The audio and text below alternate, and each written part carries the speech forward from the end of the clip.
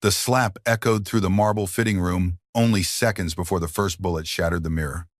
Madeline Cruz did not scream. She stumbled backward, one hand rising to her burning cheek, while the other still held the silver sewing needle she had been using to repair the final bead along the wedding gown. Across from her, Vivienne Moreau stood in a storm of white silk and diamonds. The wedding dress surrounded her like frozen smoke. Its long train spilled across the polished floor. Hundreds of hand-sewn crystals caught the candlelight. The gown had taken Madeline nearly 4 months to create. Vivienne stared at her as though she wanted to tear the dress apart with her bare hands. "You ruined it." Madeline tasted blood where her teeth had caught the inside of her lip. She forced herself to remain upright. "The damage was repaired before you arrived." Vivienne stepped closer. "Do not lie to me." "I am not lying." Madeline lowered her needle. "Someone cut through the inner lining last night. The blade marks were hidden beneath the lace. I stayed here until sunrise, repairing them." Vivienne looked toward the doorway. Luca stood there. He had entered so silently that nobody had noticed him. Luca DeSantis did not need to raise his voice to command a room. He was tall, broad-shouldered, and dressed in a black suit that seemed to absorb the candlelight. A pale scar crossed one side of his right hand. His expression revealed nothing. 2 armed men stood behind him. Everyone in Chicago knew his name. Judges avoided saying it in public. Business owners lowered their eyes when his vehicles passed. Men who had threatened him had vanished before they could apologize. Madeline had spent months working inside his mansion. Yet she had never been alone with him. She had never seen him angry either.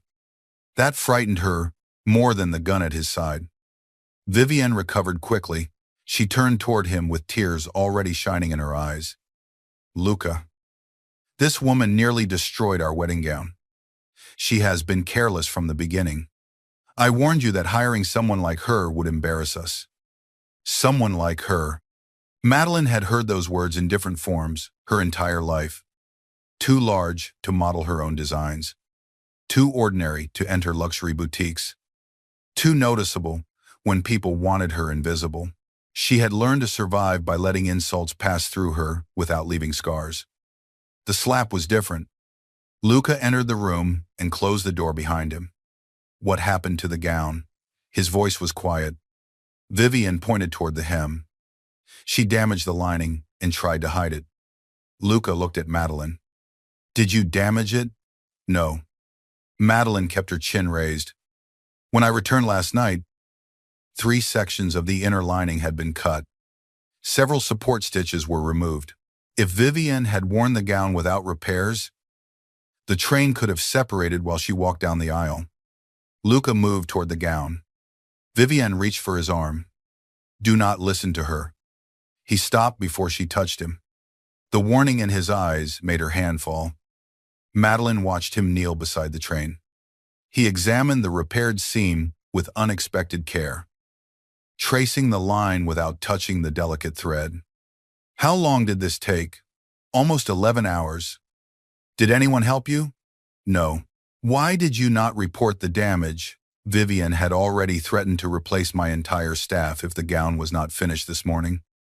A flicker of movement passed through his eyes. It disappeared so quickly that Madeline wondered whether she had imagined it. Luca stood. "Show me where the fabric was cut." Madeline stepped forward. Vivienne moved between them. "This is ridiculous. She is a seamstress. She works for us. You do not question me because of someone like her." The room became silent. Luca looked at the red mark spreading across Madeline's cheek. Then he looked at Vivienne. "Did you strike her?" Vivienne gave a short laugh. She needed to understand what was at stake. Luca did not move. Madeline felt something dangerous settle over the room. It was not anger in the ordinary sense. It was colder, more deliberate. Luca turned toward one of his guards. "Bring me the marriage contract." Vivienne stared at him. "What are you doing?" The guard disappeared into the corridor. Luca continued looking at Vivienne. "You will apologize." Her face hardened. "To her, now." Vivian looked at Madeline with open disgust. I will do no such thing. The guard returned, carrying a black leather folder. Luca took it. The contract inside had been negotiated between the DeSantis and Moreau families for nearly a year. It controlled shipping routes, properties, political alliances, and enough money to purchase half the lakefront. Luca removed the papers. Vivienne became pale. You are not serious. Luca tore the contract in half. The sound was soft. It still felt louder than the slap.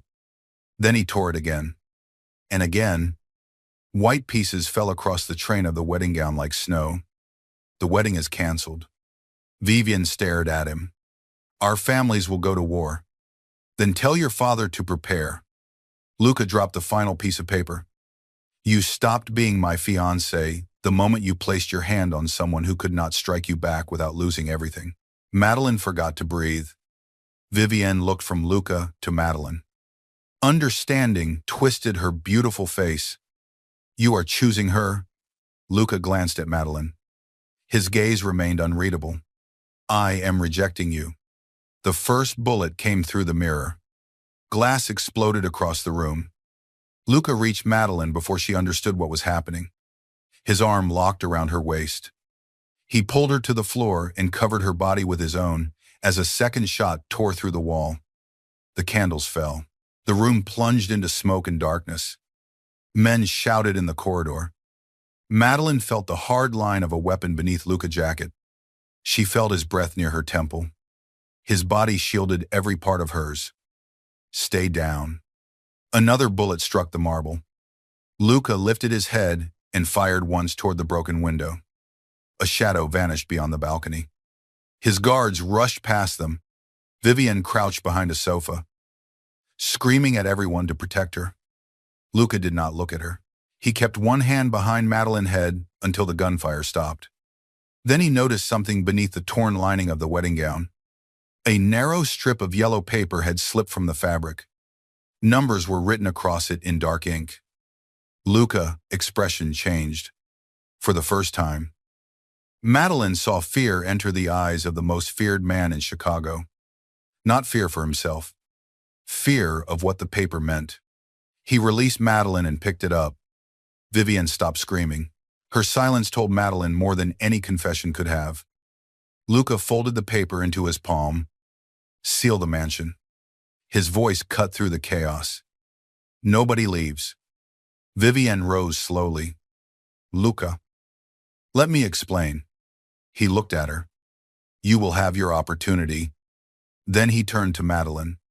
You are coming with me. Madeline pushed herself to her feet. I am going home. The person outside that window was not shooting at me. Luca looked toward the damaged gown.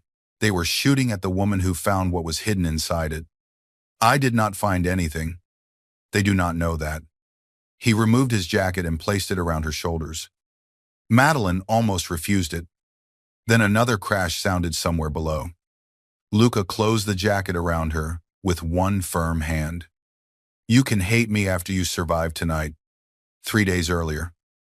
Madeline had believed her greatest problem was finishing a wedding gown for a woman who despised her. She had been wrong. Her ordinary life existed inside a narrow brick shop on the west side of Chicago. Cruz's bridal alterations had belonged to her mother before illness forced Elena Cruz to stop working. The shop was small, but every wall carried evidence of the women who had trusted them. Photographs of brides covered the front counter. Some wore expensive gowns. Others wore dresses created from fabric their mothers had saved for years. Madeline treated every gown with the same care. She believed clothing remembered what happened inside it. A wedding dress remembered trembling hands, whispered promises. And the moment a woman decided to step toward a future she could not yet see. That belief had made Madeline one of the most gifted seamstresses in the city. It had not made her wealthy. Medical bills consumed most of the shop income. The roof leaked during heavy rain. The heating system worked only when Madeline kicked the metal pipe beside the boiler. Still, the shop was hers. Inside it, Nobody looked at her body before looking at her work. That changed when Vivienne Moreau entered. Vivienne had arrived with photographers, assistants, security guards, and a wedding planner who carried 3 phones. She looked around the shop as though she had entered a storage room. Madeline had expected the Moreau family to choose a famous European designer. Instead, Vivienne placed an old photograph on the counter. The photograph showed a wedding dress created by Madeline's grandmother. "My mother wore this." Vivienne spoke without warmth. "I want something inspired by it. I also want it to look nothing like it." Madeline studied the photograph. The original gown used hand-cut lace that no manufacturer produced anymore. It would require months of work. Vivienne named a price large enough to save the shop. Madeline accepted. She did not know Luca had selected her. During the first fitting at the DeSantis mansion, Madeline saw him standing on an upper balcony. He was speaking to a man with silver hair, while armed guards watched every entrance. Luca looked down. His gaze found Madeline immediately. She wore a simple, dark blue dress and carried 3 garment bags across her arms, beside Vivienne and her models. Madeline felt painfully visible. Luca studied her for several seconds. Then he walked away. Vivienne noticed. That was when the cruelty began. At first, the insults were quiet. Vivienne complained that Madeline's hands were too warm against the fabric. She ordered Madeline to remain behind curtains when guests entered. She demanded fittings at midnight and accused Madeline of laziness when traffic delayed her by 10 minutes. During one fitting, Vivienne stood before a mirror while Madeline adjusted the waist. "It must be difficult to spend your life creating dresses you could never wear." Madeline met her eyes in the reflection. "I can wear anything I make." Vivienne smiled. Confidence is charming when it is supported by reality. Madeline continued pinning the fabric. Reality is usually more flexible than people think. Luca entered at that moment. Vivienne immediately became softer. She turned toward him and displayed the gown. "What do you think?" Luca did not look at the dress first. He looked at Madeline. A pin had caught her finger. A small red mark appeared near her thumb. Madeline hid her hand behind the fabric. "Luca," attention moved to the gown. "It looks expensive." Vivienne laughed. "That is not romantic." "Our marriage is not romantic." He said it calmly. Vivienne's smile disappeared. Madeline lowered her head, pretending to focus on the hem. She felt Luca watching her. After the fitting, he stopped her in the corridor. "Madeline Cruz." She turned. He stood alone beneath a row of gold wall lamps. From a distance, Luca looked elegant. Up close, he looked dangerous. His stillness was too complete. His eyes missed nothing. "Did Vivienne choose you?" Madeline adjusted the garment bag on her shoulder. She said she did. "That was not my question." Madeline waited. Luca stepped closer. "Did she find your shop herself?" "No. Her wedding planner contacted me." He nodded as though confirming something. "Why does it matter?" "Because I gave your name to the planner." Madeline stared at him. "Why?" "My mother kept the dress your grandmother made for her. I repaired that dress 5 years ago." "I know." The answer unsettled her. "You investigated me. I investigate everyone who enters my home. At least you admit it. Most people are not brave enough to accuse me of dishonesty. Most people are probably trying to leave the conversation alive." Something almost like amusement touched his face. It vanished. "If Vivienne caused difficulty, tell my house manager." Madeline held his gaze. "Will your house manager stop her from humiliating people?" "No." Then telling him would only give her another reason to do it.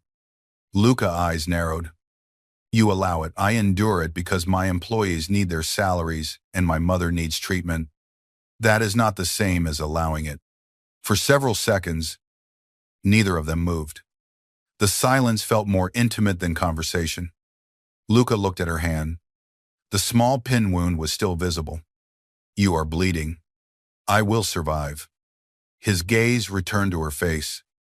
That is not always something you can decide. Madeline left before he could see how deeply those words disturbed her.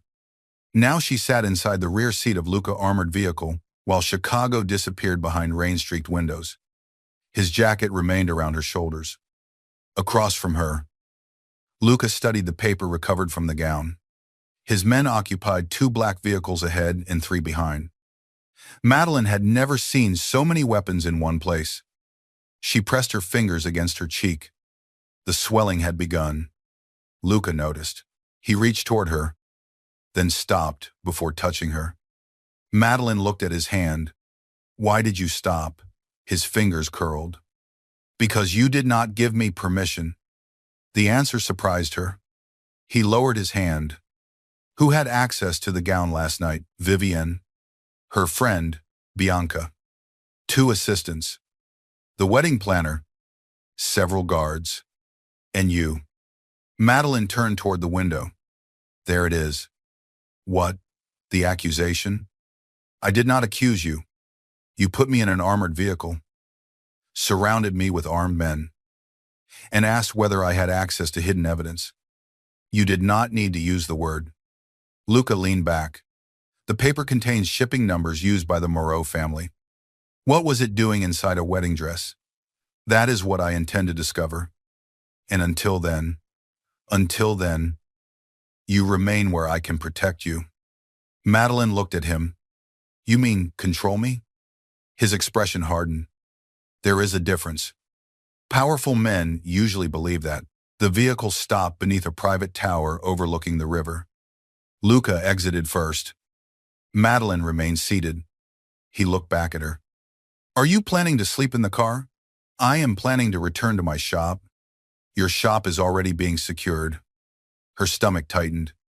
You sent men there. I sent men to make sure it was not burning. Madeline stepped out.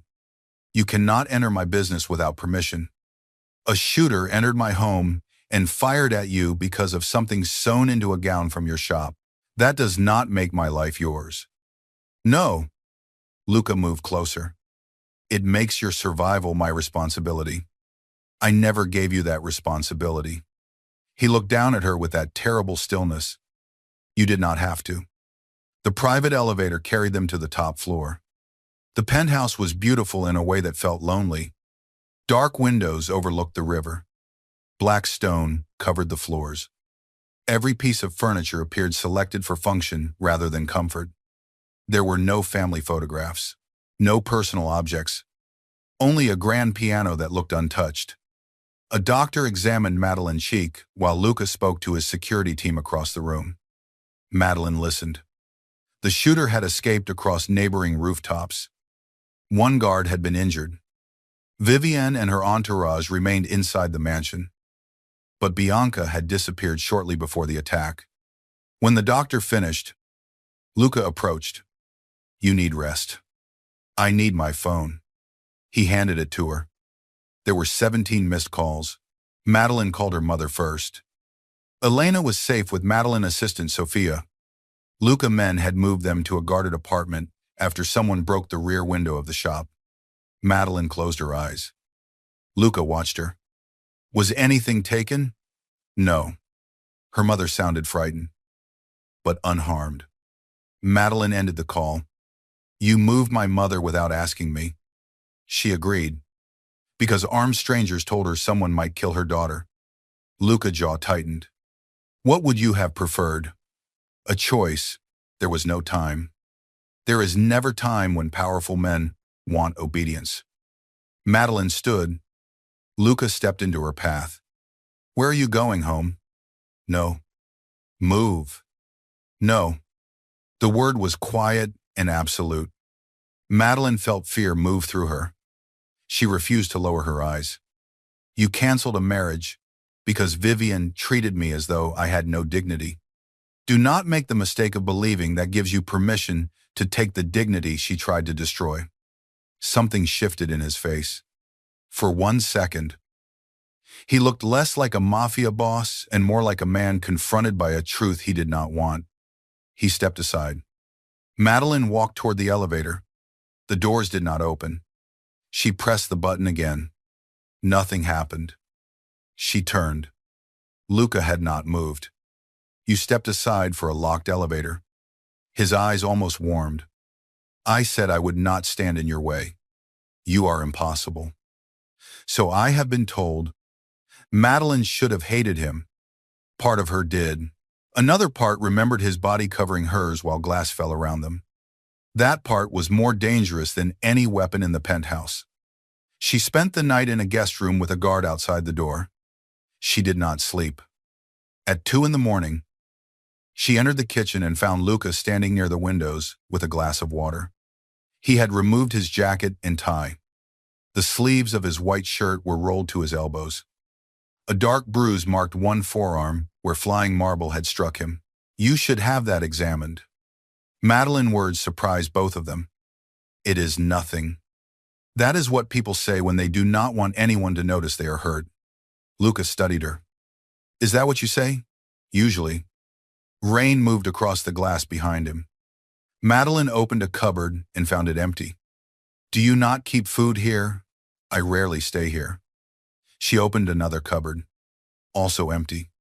Where do you stay? Where I am needed. That sounds exhausting. It is efficient. Madeline found coffee in a drawer. Do you have a machine? Luca pointed toward a silver device built into the wall. It looked more complicated than the security system at her shop. Madeline stared at it. Luca pressed 2 buttons. The machine began making coffee. She looked at him. A man feared across Chicago. Defeated only by ordinary human conversation. I am not defeated. You are standing in a kitchen at 2 in the morning, explaining a coffee machine to a hostage. You are not a hostage. The elevator is locked. A protected guest. That sounds like something a kidnapper would say after purchasing expensive sheets. Luca looked down at his water. Then Madeline heard it. A quiet laugh. It lasted less than a second. It transformed his face. She forgot he was dangerous. That was her first serious mistake. The next morning, Luca brought the wedding gown to the penthouse. It arrived inside a sealed garment case guarded by 4 men. Madeline looked at it. I am not finishing that gown. You are not finishing it. Luca placed the yellow paper on a table. I need you to show me exactly where this was hidden. Madeline opened the case. The gown looked wounded. Glass had cut the veil. A bullet had passed through one layer of the train. Pieces of the torn marriage contract still clung to the silk. She lifted the inner lining. The paper had been concealed between 2 strips of boning near the waist. Whoever placed it there had opened one of Madeline's original seams and closed it using black silk thread. Madeline always used ivory thread inside bridal gowns. She showed Luca. This was done after the 2nd fitting. How can you know? The black thread passes through stitches. I added that afternoon. Luca leaned closer. His shoulder almost touched hers. Madeline became aware of his body beside her. His warmth, his silence, the faint scent of cedar on his shirt. She shifted away. He noticed. He said nothing. Madeline examined the damaged sections. The cuts were not random. Someone had opened 3 areas where the paper might have been hidden. They were searching for it. Bianca. Luca placed both hands on the table. She disappeared before the shooting. She also carried a black silk emergency kit at every fitting. Madeline pointed toward a tiny crystal caught beneath the seam. It was shaped like a blue flower. Bianca had worn matching crystal pins in her hair. Luca removed his phone and called his men. Find Bianca Rinaldi. He ended the call. Madeline continued inspecting the gown. A faded mark appeared on the hidden paper. She held it toward the window. It looked like part of a circular seal. Luca went still. You recognize it. He took the paper. The seal belonged to a shipping office controlled by his younger brother, Matteo, before he died.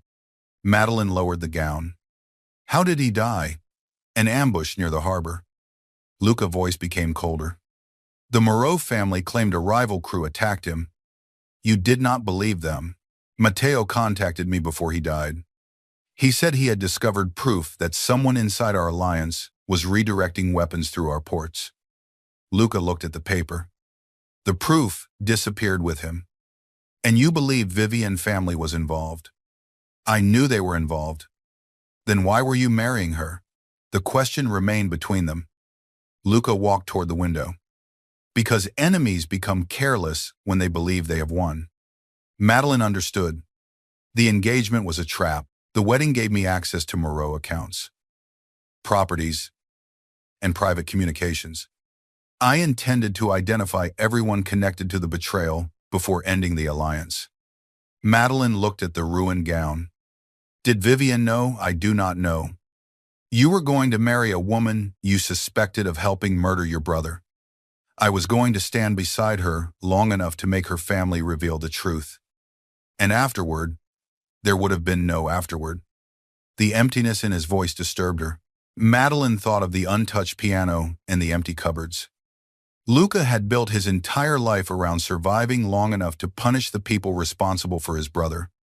He had not planned anything beyond revenge. The realization should have made him less frightening. Instead, it made him feel more dangerous. A man with nothing to lose could destroy an entire city without regretting the ashes. Luca turned back. You should not pity me. I do not. Good. I think you are so committed to your pain that you no longer know who you are without it. His eyes darkened. Most people learn not to speak to me that way. Most people want something from you. And you do not. I want my shop repaired. I want my mother safe. I want to leave this place without being followed. Those things require my protection. There is always a price for protection from men like you. His gaze held hers. I have not asked you to pay one. Not yet.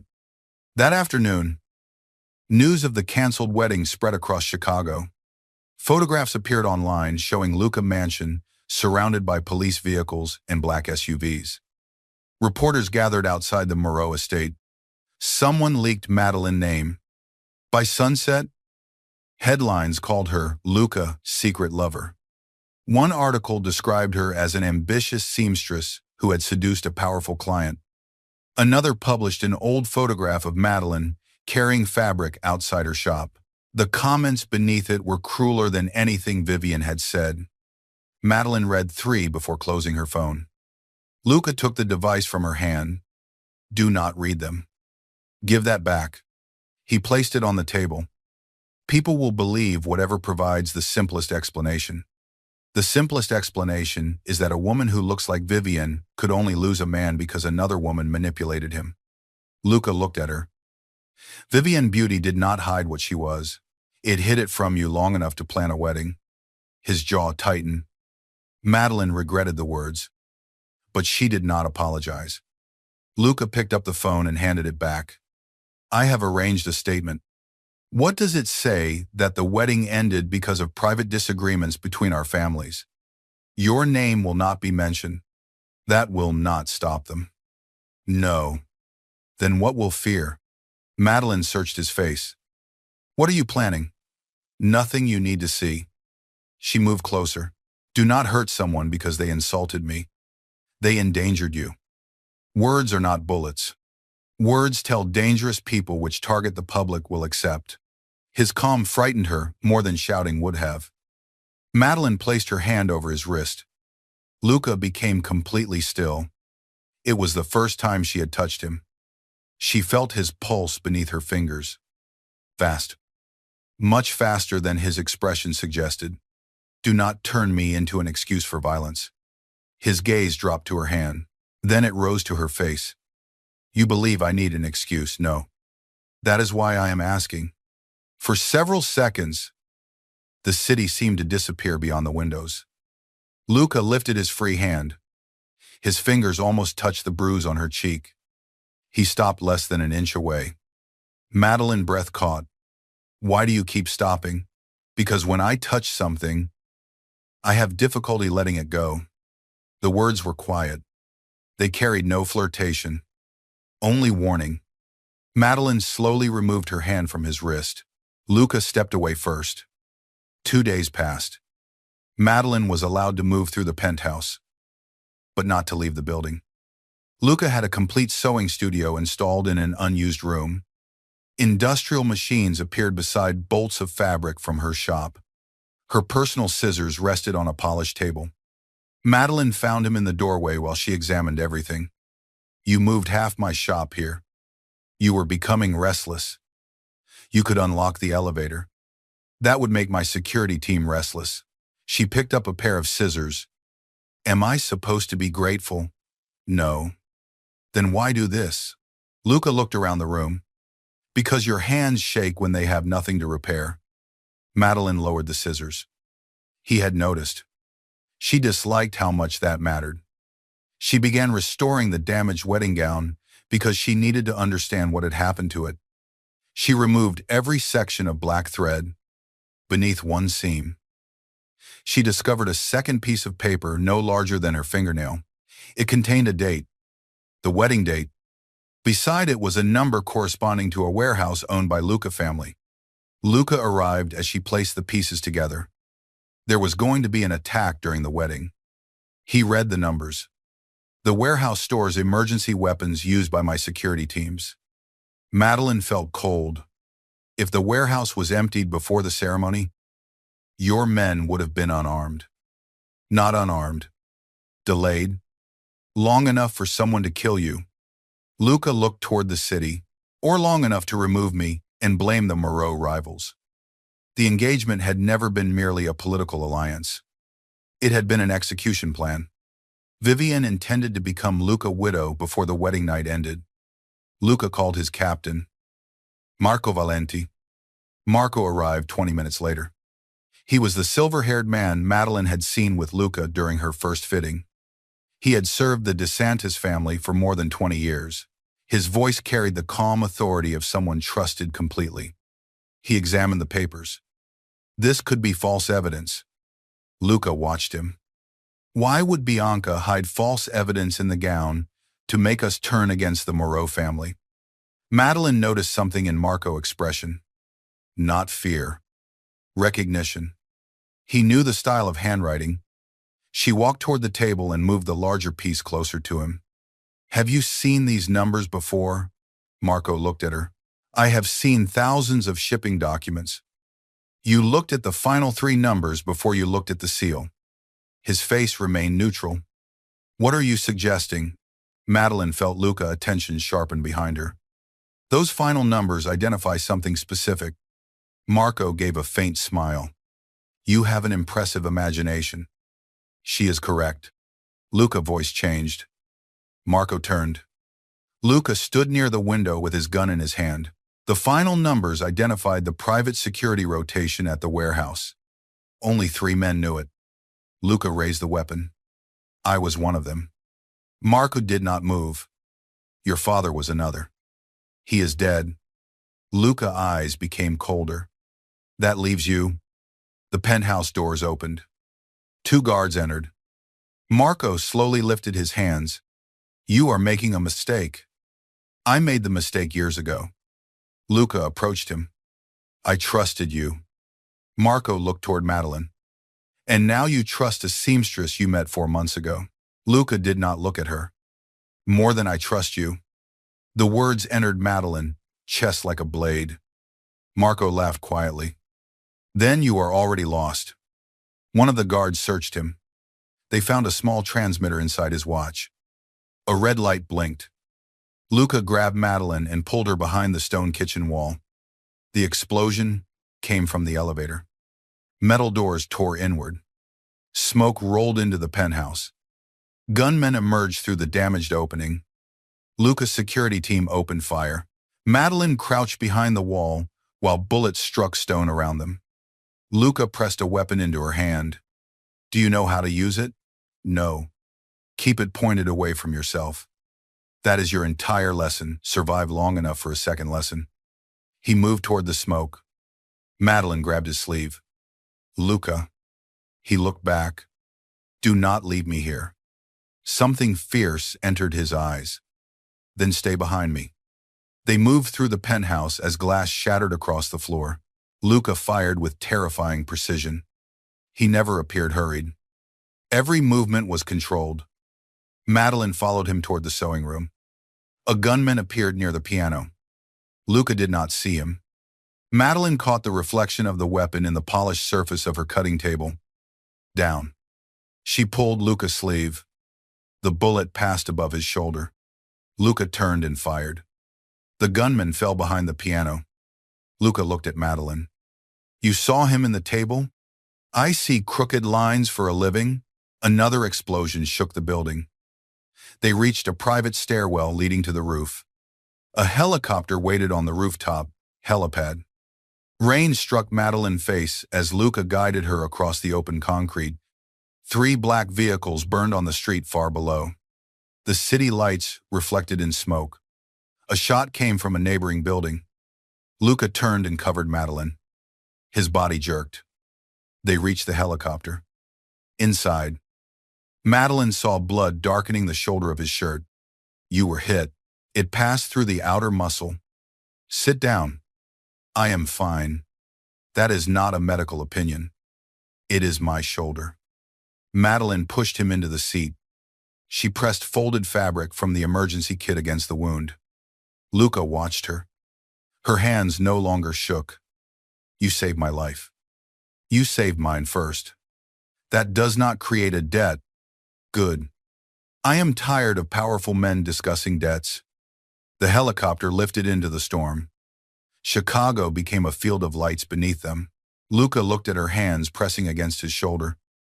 Madeline looked at the rain running across the windows. Neither of them spoke. Their silence had changed. It no longer felt like suspicion. It felt like the beginning of something neither of them could control. The helicopter carried them to a safe house on the shore of Lake Michigan. The house stood alone behind iron gates and winter trees. Waves struck the dark shoreline. Armed guards surrounded the property. A doctor treated Luca's shoulder. Madeline waited in the corridor. When the doctor left, she entered the bedroom. Luca sat at the edge of the bed wearing a clean black shirt. His injured arm rested in a sling. You should sleep. He looked at her. You sound like someone who has forgotten she is supposed to fear me. I still fear you. Why did you come inside? Because fear is not the only thing I feel. The admission escaped before she could stop it. Luca's eyes locked onto hers. Madeline turned toward the window. The room contained an old wooden wardrobe. One door stood open. Inside hung several coats, protected beneath cloth covers. A dark wool coat had fallen to the floor during the rushed arrival. Madeline lifted it. The inner pocket was torn. Luca stood. Leave it. The force in his voice startled her. She placed the coat on the bed. Who did it belong to? He did not answer. Madeline saw the initials sewn inside. M. de Matteo de Santis. Your brother. Luca looked at the coat. He wore it the night he died. Madeline gently touched the torn lining. The fabric was stained by rain and years of storage. But the coat had been carefully preserved. You kept it. It was the last thing returned to me. Luca sat beside it. The cold mask slipped from his face. Not completely. Only enough for Madeline to see the grief beneath it. Matteo was 19 months younger. Luca spoke quietly. He believed people could be better than their worst decision. I believe people were exactly what their worst decision revealed. Which one of you was right? Neither. Luca looked toward the waves. He trusted Marco. I taught him to. You could not have known. I should have. Madeline sat beside him. Their shoulders almost touched. Luca stared at the coat. I sent Matteo to the harbor that night. He wanted to wait for more men. I told him fear made people careless. His voice became rough. He died because he listened to me. Madeline looked at him. He died because someone betrayed him. I created the opportunity. You have spent years punishing yourself because revenge feels easier than grief. His jaw tightened. Do not pretend you understand. I understand carrying responsibility that does not belong entirely to you. Luca looked at her. Madeline folded her hands. My father left when my mother became ill. I told myself that if I worked harder, earned more, and never disappointed anyone. I could keep our family from falling apart. Did you? No. The truth surprised her. I kept the shop open. I paid the bills. I did everything people called strong. My mother was still sick, and my father still left. She looked at the coat. Sometimes effort cannot save the thing we love. That does not mean we caused its destruction. Luca lifted his hand. His fingers touched the side of her face, where Vivienne had struck her. The contact was careful, almost reverent. Madeline stopped breathing. His thumb moved once across her skin. Then he pulled away. I warned you. About what? Touching something I cannot let go. His gaze lowered toward her mouth. Madeline felt the distance between them disappear. Luca leaned closer. A knock sounded at the door. He stood immediately.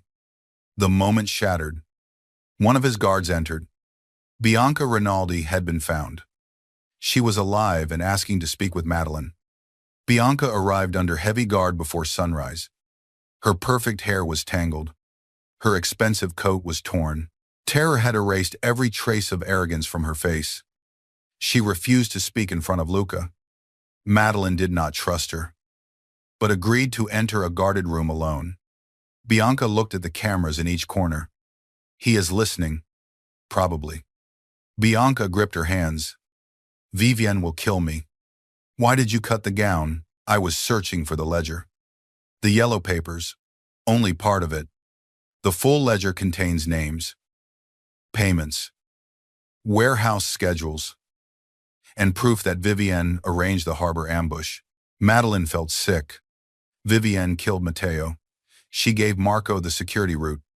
She wanted the DeSantis family weakened before the marriage negotiations began. Why hide the ledger inside the gown? Vivienne's father kept it as protection. He knew his daughter would eventually betray him too. Bianca swallowed. He secretly placed it inside the gown during the second fitting. He planned to retrieve it at the wedding and trade it to Luca in exchange for safe passage out of the country. But you tried to take it first. Vivienne discovered his plan. She ordered me to find it. Bianca began crying. I cut the lining, but I could not find the compartment. When you repaired the gown, she realized you might have seen it. She slapped you because she was panicking. The shooter was supposed to kill you before you could speak. Madeline thought of Vivienne crouching behind the sofa. She had not been surprised by the gunfire. She had been waiting for it. Where is the rest of the ledger? Bianca shook her head. Vivienne's father divided it into sections. One part was hidden in the gown. Another is inside the abandoned St. Aurelia Church near the harbor. Why there? That is where Luca and Vivienne were supposed to rehearse the ceremony. Bianca looked toward the door. Vivienne plans to meet the heads of 3 families there tomorrow night. She will tell them Luca attacked her and broke the alliance for a lover. Then she will use the ledger to prove she controls Marco and the DeSantis warehouses. Madeline stood. Tell Luca. Bianca grabbed her wrist. There is more. Madeline waited. Bianca's face filled with shame. Luca knew the wedding might become violent. Madeline pulled her hand away. What do you mean? He placed surveillance in every fitting room at the mansion. He monitored everyone near the gown. That is reasonable. He also knew someone had accessed the gown before the final fitting. Madeline became still. Bianca continued. His men saw me enter the room that night. Luca allowed the fitting to continue because he wanted to see who came for the hidden evidence. The room seemed to tilt. He knew the gown had been damaged. Bianca nodded. He did not know you would remain there alone. He did not know Vivienne would strike you, but he knew something dangerous was happening around that dress. And he said nothing. Madeline left the room. Luca waited in the corridor. One look at her face told him what Bianca had revealed. Madeline walked past him. He followed her into the main room. Madeline, do not. She reached for her coat. Luca stood behind her. I knew Bianca entered the fitting room. You knew she damaged the gown. I knew she touched it. I did not know why. You could have warned me. If I had warned you, she would have realized we were watching. So, you let me remain inside a trap. I increased security. A shooter still reached the window. His expression changed. Madeline faced him. You watched Vivian humiliate me for months because confronting her might damage your investigation. I did not know the extent of it. You saw enough. Luca said nothing. Madeline's eyes burned. You chose your revenge. You made the same decision every time you remained silent. I was trying to expose the people who killed my brother, and I became acceptable risk. No, his denial came too quickly. You became the one risk I did not understand until it was too late. That does not make it better. I know. The quiet answer hurt more than an argument. Madeline took her coat. Unlock the gate. I cannot allow you to leave. Then nothing has changed. She looked at him. Vivian treated me as though I existed to serve her perfection. You treated me as though I existed inside your strategy. Luca's face became pale beneath a controlled mask. You are not part of a strategy anymore. What am I? His eyes held hers. The answer seemed trapped behind years of discipline. He could command men to kill. He could tear apart a political alliance without raising his voice. He could not tell one woman what she had become to him. Madeline nodded. That is what I thought. She walked toward the door. Luca did not stop her. He ordered 2 vehicles to follow at a distance and took every guard away from the gate. It was the first choice he had given her. It felt too late.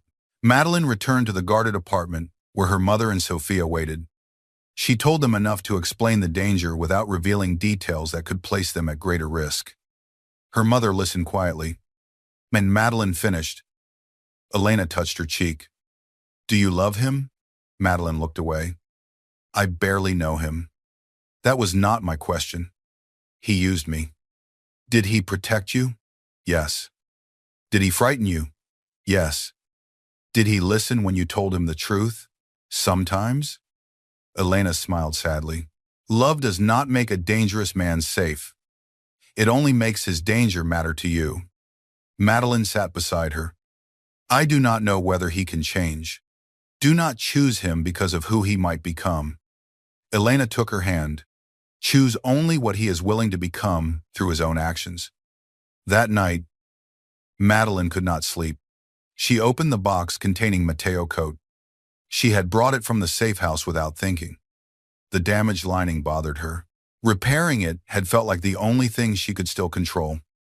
She spread the coat across the table. As she removed the torn stitches, her needle struck something hard. A thin metal disc had been sewn beneath the pocket. Madeline opened the seam. Inside was a small storage device wrapped in waxed cloth. Matteo had hidden it before going to the harbor. The ledger inside the wedding gown was only part of his evidence. This device might contain everything. Madeline reached for her phone. The lights went out. Glass broke in the hallway. Sophia screamed. Madeline pushed the device into the lining of her own coat. The apartment door opened. Vivian entered with 3 armed men. She wore a white coat over a red dress. Her face was calm. The bruise on Madeline's cheek had faded. Vivian looked at the remaining shadow of it with satisfaction. You should have stayed invisible. Madeline stepped between her and the bedroom where her mother waited. What do you want? Vivian looked at the sewing table. My property. The ledger was never yours. Everything becomes mine when the right people are dead. Madeline heard vehicles approaching outside. Vivian smiled. Those are not Luca men. She lifted a gun. Tell me what you found inside Matteo's coat. Madeline said nothing. Vivian aimed toward the bedroom door. Your mother does not need to be part of this. Madeline's heart pounded. Let them leave, and I will take you to it. Vivian studied here. Then she motioned to one of the men. Sophia and Elena were dragged from the bedroom. Madeline's mother tried to reach her. Madeline forced herself not to move. Vivian leaned closer. Luca destroyed an alliance worth hundreds of millions because I slapped you. Her voice shook with hatred. Do you understand how humiliating that was? You did not lose him because of me. Madeline met her eyes. You lost him because he finally saw you clearly. Vivian struck her with the weapon. Madeline fell against the table. The men pulled her upright. Vivian smiled. Take her to the church. Release the others after we are gone. One of the men hesitated. Vivian turned the weapon toward him. Did you misunderstand me? He lowered his eyes. No. Madeline was forced into a black vehicle. As it moved through the rainy city, she pressed her thumb against the emergency button hidden inside Luca's jacket. She had tried to return the jacket at the safe house. Luca had told her to keep it. At the time, she believed it was another form of control. Now, she prayed he had meant protection. Luca found the ruined apartment 14 minutes later. Elena told him what happened. He saw the open box on the sewing table. Matteo's coat was gone. Luca understood immediately. Vivian believed Madeline had found the missing evidence. His captain began issuing orders. Luca stood in the center of the room without speaking. Every person around him sensed the violence building beneath his silence. Elena approached him. Bring my daughter home. Luca looked at her. I will. Do not promise me because you are powerful. Elena's voice remained steady. Promise me because you love her enough to choose her life over your revenge. Luca had never spoken the word aloud. Love had always seemed too fragile for his world. Men used it to excuse weakness. Families used it to demand sacrifice. Enemies used it to locate the softest place to strike. Madeline had become that place. He had watched her enter his mansion, carrying fabric heavier than she was willing to admit. He had watched her endure cruelty without allowing it to make her cruel. He had watched her challenge him when every man around him offered obedience. Somewhere between the first fitting and the storm above Chicago, she had become the only future he could imagine beyond revenge. Luca looked at Elena. I love her. Saying it did not weaken him. It gave his fear a name. Then bring her home as the woman she is. Elena held his gaze. Not as something you own. Luca nodded. The signal inside his jacket activated near the harbor. St. Aurelia Church had been abandoned for 15 years. Rain poured through holes in the roof. Broken stained glass covered the floor. The old altar stood beneath a damaged painting of angels. Vivian forced Madeline to kneel before the altar. Men from 3 rival families waited in the pews. Marco stood beside them. He had escaped during the penthouse attack. Vivian addressed the room. Luca DeSantis has become unstable. She gestured toward Madeline. He destroyed our alliance for this woman. He attacked my family and murdered my guards because she manipulated him. Madeline looked at the men. You know she is lying. Vivian smiled. They know power. Truth is less useful. Marco stepped forward. Where is the device? Madeline looked at him. Matteo trusted you. His face hardened. Matteo was weak. Luca made him weak by allowing him to believe loyalty was real. Madeline rose slowly. You betrayed him because you were jealous. Marco struck her across the face. The church doors opened. Wind drove rain through the entrance. Luca stood beneath the broken stone arch. His black coat was soaked. Blood marked one side of his shirt where his shoulder wound had reopened. Behind him, armed men filled the courtyard. Black SUVs surrounded the church. Vivian pressed her gun against Madeline's side. You came alone, Luca entered. His gaze remained fixed on Madeline. No. Vivian looked toward the doors. You cannot kill everyone here. Luca stopped halfway down the aisle. I did not come to kill everyone. His eyes moved to Marco. Only the people who made that necessary. Marco raised his weapon. Luca men entered from side doors. Every rival leader in the pews suddenly found a gun pointed toward him. Vivian pulled Madeline closer. Give me the harbor routes. And she lives. Luca looked at Madeline.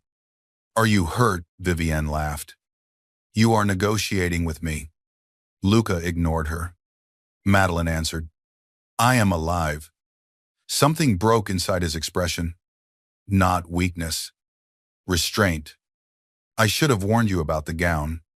His voice carried through the church. I should have stopped Vivian the first time. She treated you without respect. I should have trusted you before I trusted my revenge. Vivian pushed the gun harder against Madeline. This is not a confession. Luca continued looking at Madeline. I cannot undo what I allowed. He took one step closer. But I can tell you the truth before one of us loses the chance to hear it. Madeline's heart stopped. Luca's eyes held hers across the ruined aisle. I love you. The church became silent. Luca reached inside his coat. Vivian tightened her grip. Slowly. He removed a black ledger and placed it on the floor. The complete records from the Moreau warehouses. Vivian stared at it. How did you find that?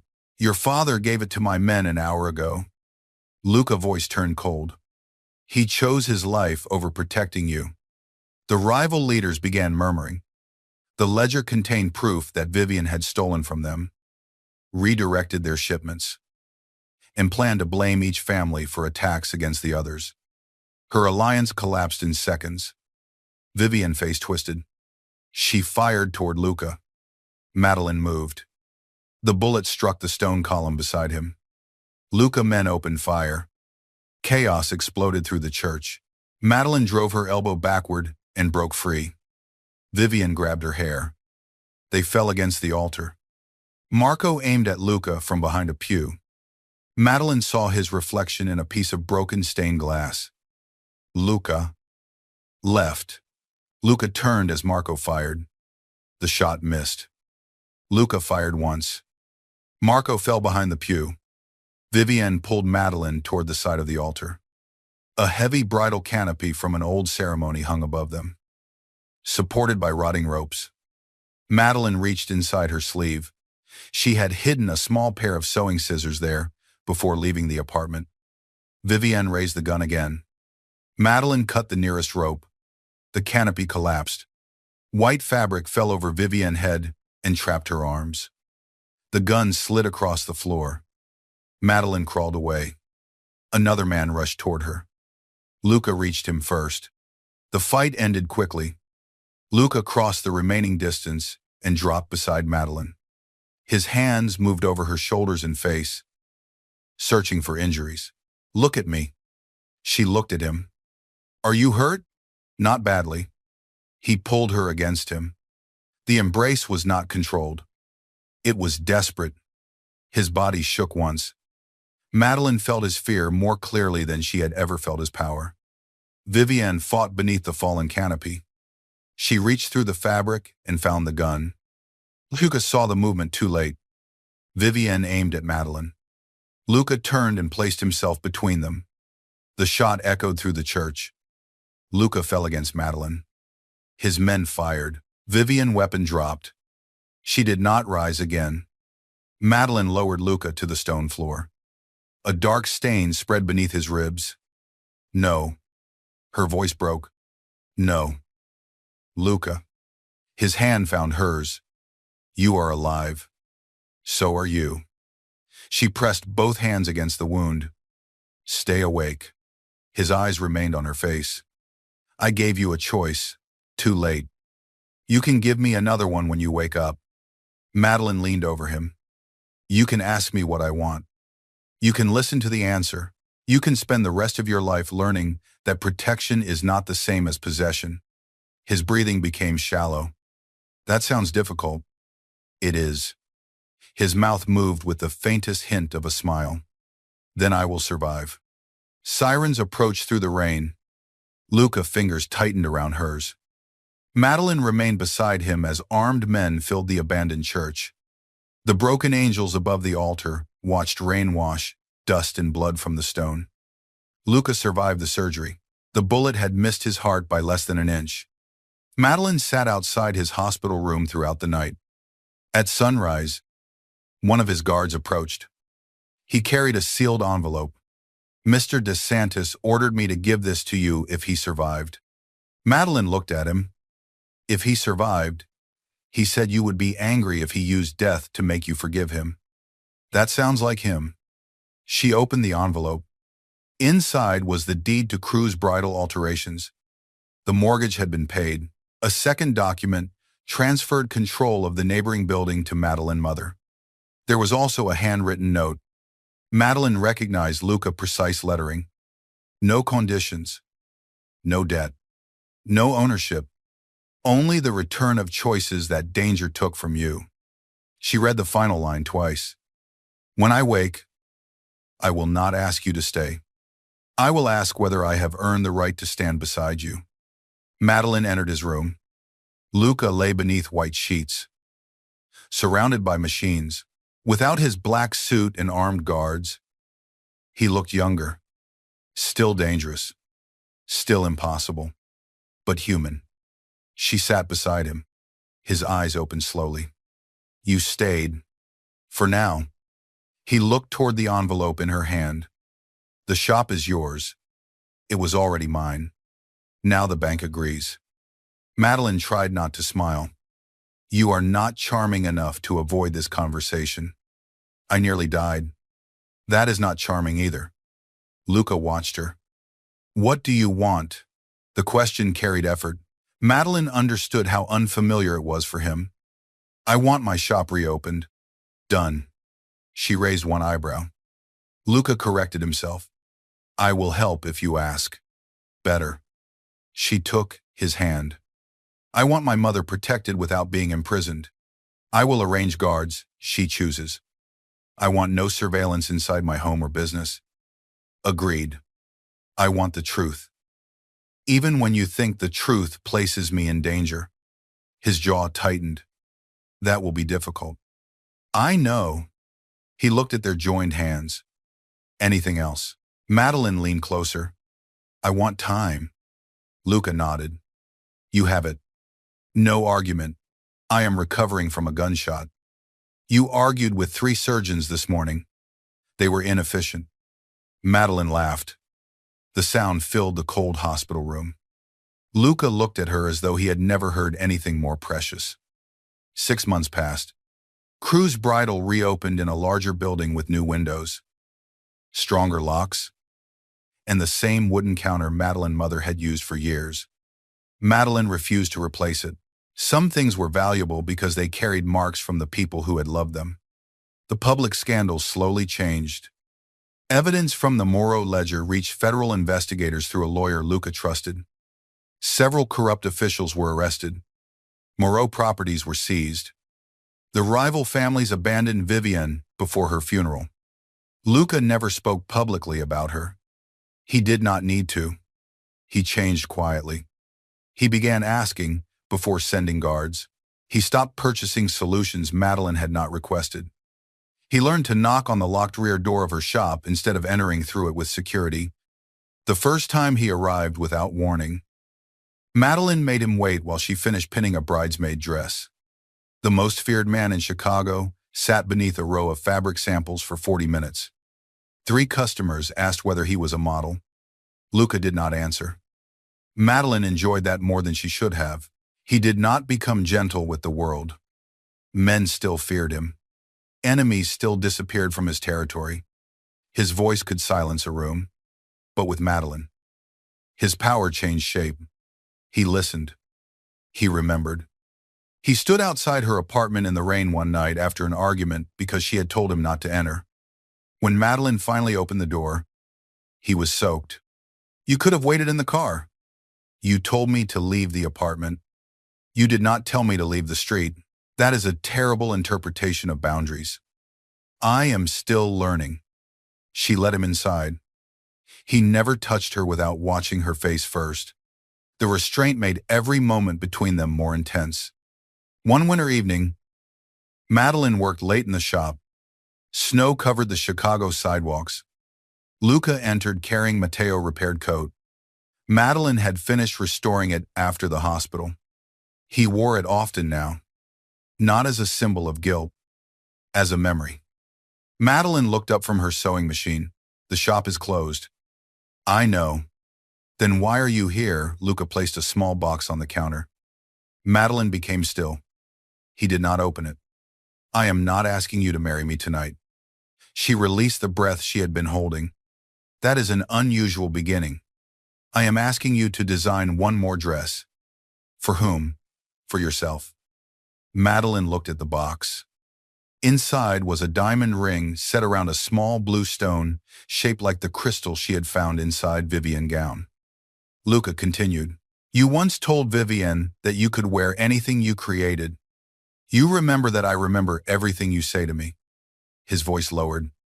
"When you are ready, design the dress you want. Choose the place. Choose the date. Choose whether there are 10 guests or 1,000. If that day never comes, I will still be here." Madeline's eyes filled with tears. Luca did not kneel. He did not pressure her with an audience. He stood before her as a man offering the one thing that had once been impossible for him. Choice. Madeline closed the box. Luca's expression became unreadable. She walked around the counter and placed both hands against his coat. "You are not asking tonight." "No." "Good." She kissed him. His arms closed around her slowly, carefully. When she pulled back, his forehead rested against hers.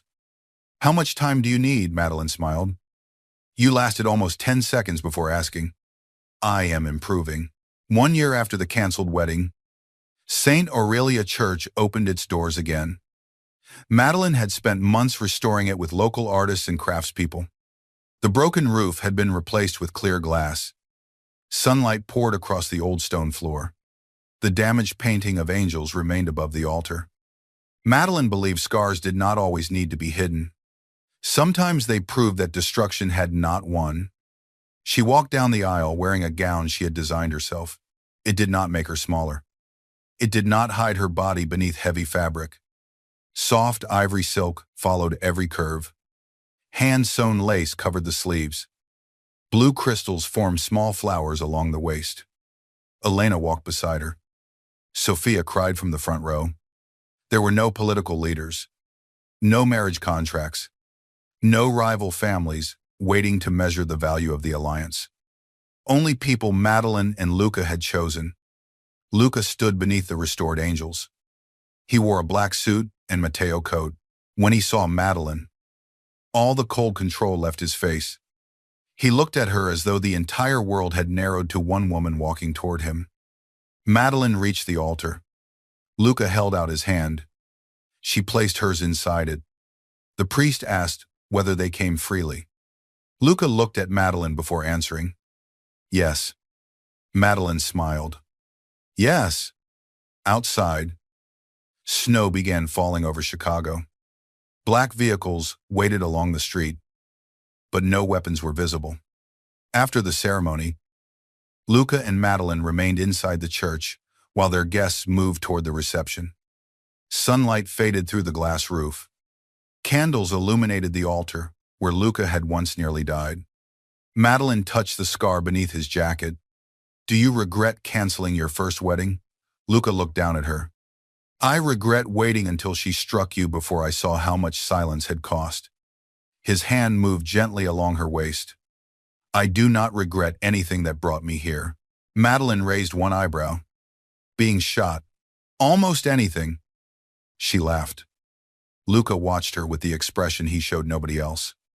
The dangerous obsession had not disappeared. It had become devotion. Not soft. Not simple. Earned. Madeline placed her head against his chest. His heart beat steadily beneath her ear. Beyond the church doors waited a city that still feared Luca DeSantis. Inside, he held the one woman who had never asked him to become harmless. She had only demanded that he become honest. Luca lowered his face toward hers. "You never answered one question." "Which one?" "The first night at the penthouse. You said powerful men always demand a price for protection." Madeline looked into his eyes. "I remember. What price did I demand?" She thought of the shop. The church. Matteo Cote. The abandoned revenge. And the man who had learned to ask instead of command.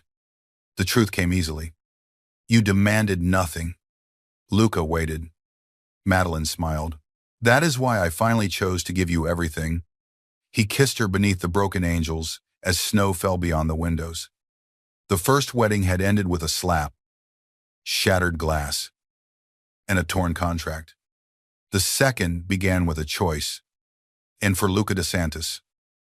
The woman he had once protected from a bullet became the only person powerful enough to save him from the life he had believed he deserved.